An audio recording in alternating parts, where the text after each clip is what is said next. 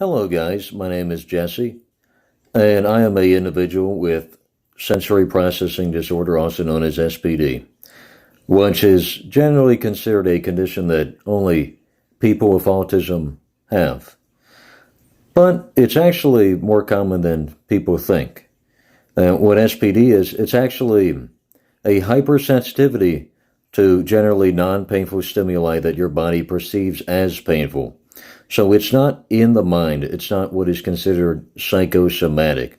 It is a neurodivergence, which isn't really too helpful in my case because it makes me hypersensitive to touch, like many people with autism do have that sensitivity. And it also makes me extremely auditory defensiveness.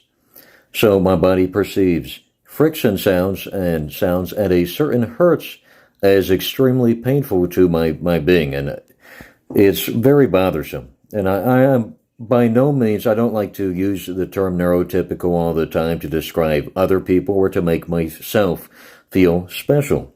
But SPD is a condition that greatly affects my life. But it's hard to get recognized without a condition such as autism diagnosis because SPD is not in the DSM-5, and it's not really being recognized by anybody other than certain occupational therapists or people who are very much closely working with people with autism. So, I'm by no means a wuss, as far as I know. I mean, maybe a little bit. But I do landscaping, and SPD has affected my life to such an extent that I actually have leaned in the direction of landscaping jobs because I do not like to work inside under fluorescent lighting. I do not like the sound of pencils. I do not like the sound of people breathing. And it's a very interesting thing because by all means, I do not want to have this condition, and it's not really me being picky about it. It's that for some reason I'm wired to perceive all these things as extremely painful. And I like to bring recognition to people like me who have SPD and not autism, but also to bring recognition to people who have autism and they're just not really able to express how they feel and how these things bother them because a lot of times they are not able to communicate that these things do in fact bother them to that extent.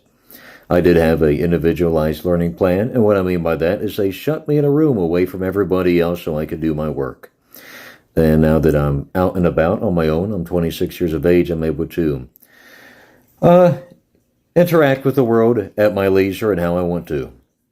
So, it's tough sometimes. Hopefully you understand.